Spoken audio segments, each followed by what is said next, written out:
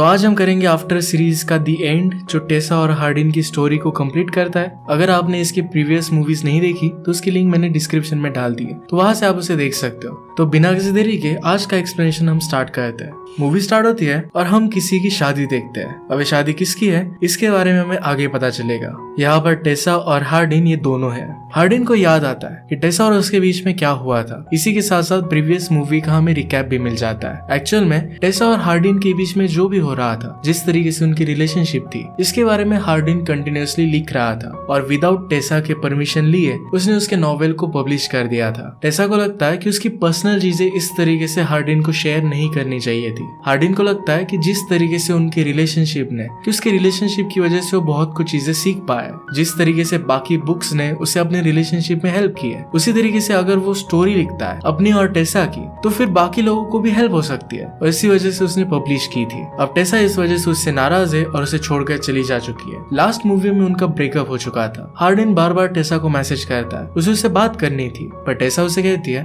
कि मैं हमारी रिलेशनशिप से मूव ऑन कर चुकी हूँ, तुम्हें भी इससे मूव ऑन कर देना चाहिए। एक बुक कंप्लीट होने के बाद अगली बुक का कॉन्ट्रैक्ट हार्डिन के पास था। ये वो लिखने की कोशिश करता है पर अब वो लिख नहीं पाता। आज रात वो अपने पब्लिशर से मिलता है। पब्लिशर उसे कहती है कि पूरा 1 साल हो चुका है, अगर तुम इस तरीके से अपनी बुक को पोस्टपोन करते रहे तो लोग तुम्हारे बारे में भूल जाएंगे। लोगों का आजकल अटेंशन स्पैन इतना ज्यादा नहीं है। हार्डिन ने ड्रिंकिंग छोड़ दी थी, पर आजकल वो थोड़ा थोड़ा ड्रिंक करने लग गया था। यहाँ पर पब्लिशर अपने एक फ्रेंड से मिलती है। फ्रेंड हार्डिन से कहती है कि तुम्हें भी हमें ज्वाइन करना चाहिए। हार्डिन इसके लिए मना कर रहा था। वहाँ पर सब लोग जब डांस कर रहे थे तो उनमें हार्डिन को टेसा ही दिखती है। पब्लिशर और उसके फ्रेंड के साथ हार्डिन घर पर आ जाता है। पब्लिशर की फ्रेंड हार्डिन और टेसा की फोटो देखती है और इसके बारे में उससे पूछ रही थी, पर हार्डिन इसका आंसर देना सही नहीं समझता। पब्लिशर कहती है कि तुम्हें हमारे साथ एंजॉय करना चाहिए। हार्डिन उन दोनों में उतना इंटरेस्ट नहीं दिखा था। वो दोनों आज रात वहीं पर इंटीमेट हो जाती है। अगली सुबह पब्लिशर की गर्लफ्रेंड उससे पूछ रही थी, तुम्हें क्या लगता है ये इस तरीके से क्यों बिहेव कर रहा है, क्या ये ठीक है? पब्लिशर कहती कि इसकी हालत बहुत ज्यादा खराब है।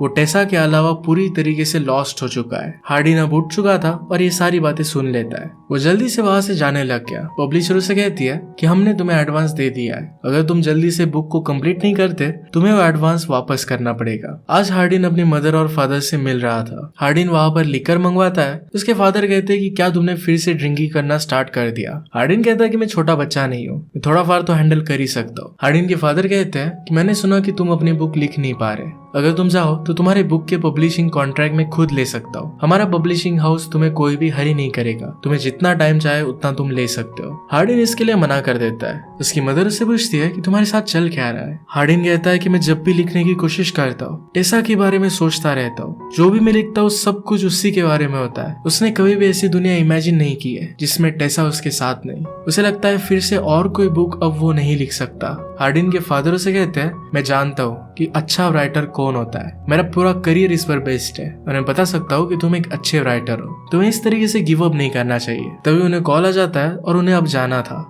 हार्डिन इस बात पर भी गुस्सा हो रहा था, पर फादर कहते हैं कि तुम यहाँ पर 1 घंटा लेट आए थे और मुझे काम करना पड़ेगा तो मुझे जाना है। मदर कहती है तुम्हें थोड़े दिनों के लिए कहीं और चले जाना चाहिए, नई सीनरी में जाओगे तो मूव ऑन करने के लिए तुम्हें आसान हो जाएगा। हार्डिन की मदर नैटली से मिली थी। ये हमारी और एक मेन कैरेक्टर है। वो कहती है कि नैटली तुम्हारे बारे में पूछ रही थी, वो लिस्बन में है। हार्डिन घर जाकर फिर से राइट करने की कोशिश करता है पर कुछ भी लिख नहीं पाता। उसने फिर डायरेक्टली फ्लाइट ली और वो लिस्बन पहुंच गया। वहां वह पहुंच कर नैटली को ढूंढने लगता है। फाइनली उसके शॉप पर वो पहुंच जाता है। नैटली उसे देखकर बहुत सरप्राइज थी। उसे पूछती है कि तुम यहाँ पर कर क्या रहे हो? हार्डिन कहता है कि मैंने जो किया था वो गलत था, इसी वजह से तुमसे बात करने के लिए मैं आया हूँ। नैटली कहती है कि मेरी यहाँ पर एक अपॉइंटमेंट चल रही है, मैं तुमसे बाद में बात करूंगी। नैटली बिजी थी तो फिर हार्डिन यहाँ से चला जाता है। वो एक बार में आ गया। अब एक्चुअल में हार्डिन और नैटली के बीच में हुआ क्या था इसके बारे में हमें पता चलेगा। ये स्टोरी है 5 साल पहले की। हार्डिन अपने फ्रेंड के गैराज में उनके साथ हैंग आउट कर रहा था। वो कार्ड्स प्ले कर रहे थे, तभी वहां पर नैटली अपनी कार को रिपेयर करवाने के लिए आती है। हार्डिन का फ्रेंड नैटली के साथ फ्लर्ट करने की कोशिश करता है पर नैटली वहां से चली जाती है। फ्रेंड कहता है कि वैसे भी इस टाइप की लड़कियां किसी से भी नहीं पटती। हार्डिन कहता है कि ऐसा भी कुछ नहीं है। फ्रेंड ने कहा कि हम एक बेट लगाते हैं, अगर तुम उसके साथ इंटीमेट हो पाए तो ये वॉच तुम्हारी। हार्डिन ने चैलेंज एक्सेप्ट कर लेता है। प्रेजेंट में हम देखते हैं कि नैटली जरा सोचती है और हार्डिन को बोलती है कि तुम कहाँ पर हो, 5 साल पहले हार्डिन ने नैटली के साथ फ्रेंडशिप की और उसके साथ वो इंटीमेट हो रहा था। वो मोबाइल वहां पर रिकॉर्डिंग के लिए लगा देता है। नैटली पूछती है कि तुम इससे करोगे क्या? हार्डिन कहता है कि ये सिर्फ मेरे लिए है, मैं हम दोनों को याद करूंगा। इंटीमेट होते वक्त उसने फिर ये रिकॉर्ड कर लिया। प्रेजेंट में हम देखते हैं कि नैटली हार्डिन से मिलने के लिए आती है। उससे पूछती है कि अब तुम कहाँ पर रह रहे हो? हार्डिन कहता है कि मैं यूएस में थोड़े दिन रहने के लिए गया था, पर अब घर पर वापस आ चुका हूँ। हार्डिन कहता है कि यहाँ पर मैं तुम्हें सॉरी कहने के लिए आया था। नैटली फिर उसे ड्रिंक्स ऑफर करती है। यहाँ के स्पेशल ड्रिंक्स थे जो हार्डिन को उतने ज्यादा पसंद नहीं आते। हार्डिन कहता है कि अगर मुझे किसी चीज की आदत हो जाती है तो वही चीज मुझे अच्छी लगती है। वो नैटली से पूछता है तुम यहाँ पर कैसे? नैटली कहती है कि मैं कॉलेज जाना चाहती थी, पर जो भी कुछ हुआ उसके बाद मेरी स्कॉलरशिप कैंसिल हो गई। उसके पेरेंट्स ने भी उसे सपोर्ट नहीं किया था।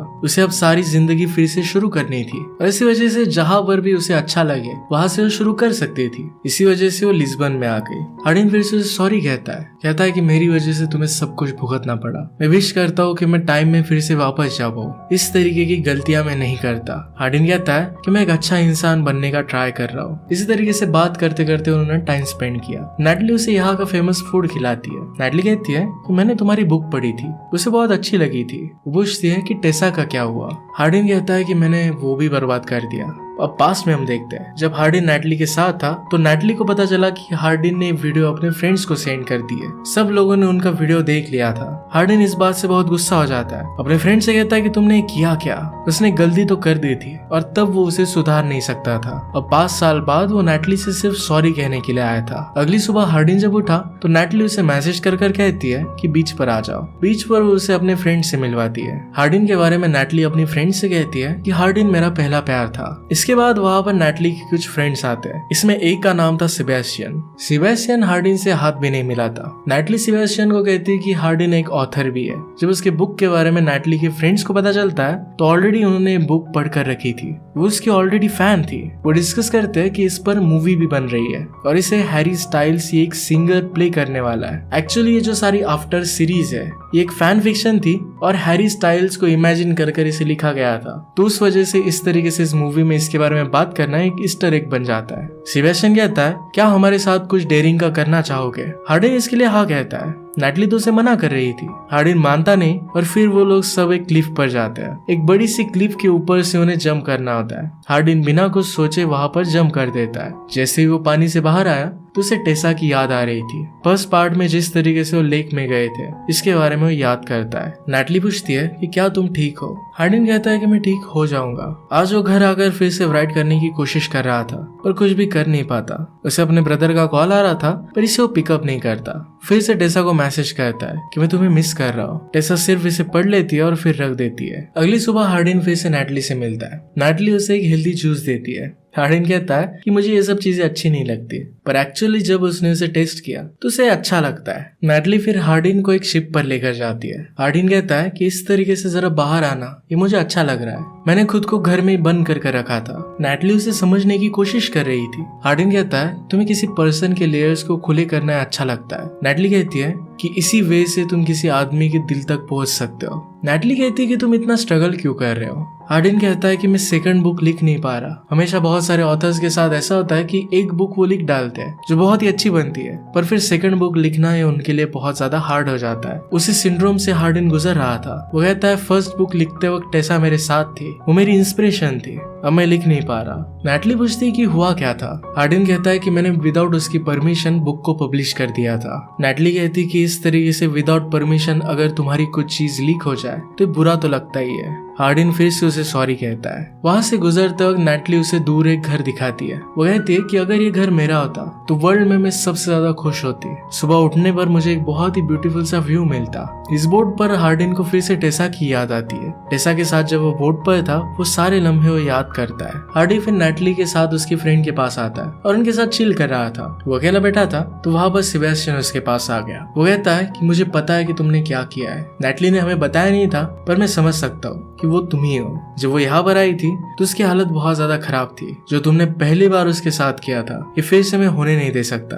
सेबेस्टियन उसे उकसाने की कोशिश कर रहा था, पर हार्डिन वहां से उठकर चला जाता है। नैटली उसके पास आई तो कहता है कि मैंने जो किया इस बात के लिए मैं कभी भी खुद को माफ नहीं करूंगा। नैटली कहती है कि मैं अपनी लाइफ में मूव ऑन कर चुकी हूँ, इस बात से मुझे कुछ भी फर्क नहीं पड़ता, अब तुम्हें भी नहीं पढ़ना चाहिए, तुम्हें भी आगे बढ़ना चाहिए। हार्डिन फिर टेसा की एक फ्रेंड के साथ डांस करने लगता है। इस बात से सेबेस्टियन को गुस्सा आ गया, उसे मारने लग गया। वहां पर पुलिस आ जाते हैं और हार्डिन को अरेस्ट कर लेते हैं। थोड़ी देर बाद हार्डिन के फादर उसे वहां से निकाल लेते हैं। हार्डिन ने पूछा कि आपने मुझे ढूंढा कैसे? फादर कहते हैं कि नैटली ने तुम्हारी मदर को कॉल किया था। फादर कहते हैं कि अब तुम्हें सारी चीजों को भूल जाना चाहिए, इस तरीके से ड्रिंक करना, लोगों से फाइट करना है, सारी चीजें सही नहीं है। मैं तो सरप्राइज हूँ कि तुम्हें खुद की शर्म नहीं आती। हार्डिन कहता है कि मैं भी ट्राई कर रहा हूँ, मूव ऑन करने के लिए तो मैं इस प्लेस पर आया था। मुझे नहीं लगता कि मैं कभी भी टेसा से मूव ऑन कर पाऊंगा, शायद उसने कर लिया होगा पर मैं नहीं कर पाऊंगा। फादर कहते हैं कि क्या तुमने उससे बात की थी? हार्डिन कहता है कि सिर्फ मैं ही उसे मैसेज कर रहा हूँ, वहां से कुछ रिप्लाई नहीं आया, मैं उसे छोड़ने की बात सोच भी नहीं सकता।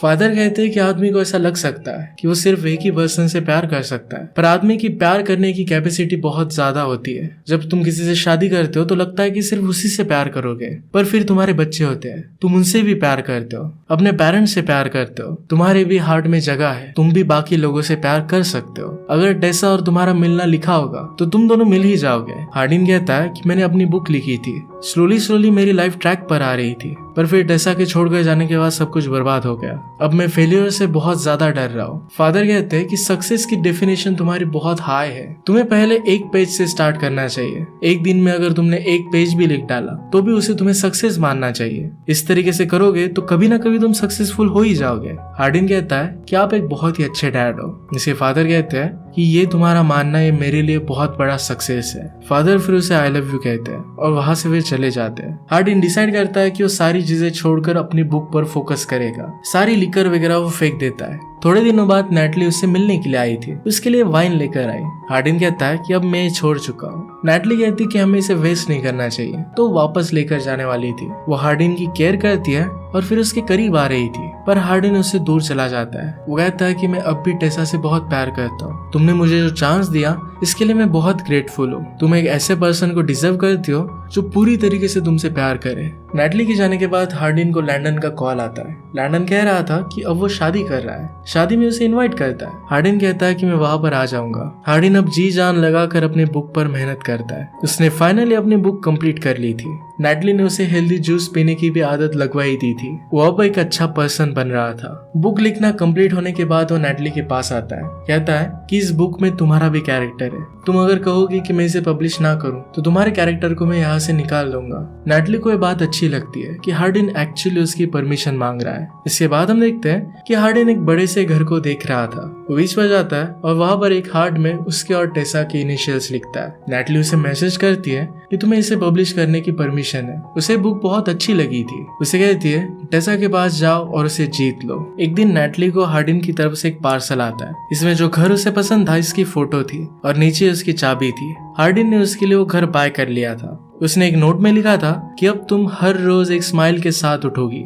वेडिंग में हम देखते हैं कि टेसा भी थी। एक्चुअली टेसा एक ब्राइड्समेड थी। वो नोरा की अच्छी फ्रेंड है और इसी वजह से वो ब्राइडमेड बनी है। नोरा कहती कि हार्डिन भी यहाँ पर आया हुआ है। वो लैंडन का ब्रदर है, इस वजह से उसे बुलाना पड़ा, वरना मैं उसे यहाँ पर अलाउड नहीं करती। यहाँ पर प्रीवियस मूवीज में टेसा का जो फ्रेंड था जिसका नाम है रॉबर्ट, ये भी आया हुआ है। हार्डिन रॉबर्ट को हेट करता था क्योंकि रॉबर्ट ने टेसा के साथ फ्लर्ट किया है। हार्डिन लैंडन का बेस्ट मैन था। जब वेडिंग होती है तो ब्राइडमेड्स और बेस्ट मैन ये दोनों साथ में चल कर आते हैं, तो हार्डिन और टेसा को साथ में आना पड़ता है। हार्डिन कहता है तुम हमेशा सब में बहुत ब्यूटीफुल लगती हो। वेडिंग के वक्त वो एक दूसरे को ही देख रहे थे। लैंडन और नोरा की वेडिंग होती है। हार्डिन दूर से टेसा को देख रहा था। रॉबर्ट भी टेसा के आसपास ही घूम रहा था। वो जाकर अपने फादर से बात करता है। किम हार्डिन को देखकर हंस रही थी। वो कहती कि हार्डिन जिस तरीके से हर्ट हो रहा है ये देखकर मुझे बहुत हंसी आ रही है। वो हार्डिन को बताती है कि एक्चुअल में टेसा और रॉबर्ट ये एक दूसरे को डेट नहीं कर रहे हैं। टेसा के लिए रॉबर्ट सिर्फ एक ब्रदर की तरह है। रॉबर्ट एक्चुअली किसी और लड़की के साथ अब शादी करने वाला है। हार्डिन फिर एक छोटे बच्चे के पास जाता है। वो इस बच्चे को कहता है कि जाओ और टेसा को डांस के लिए पूछो।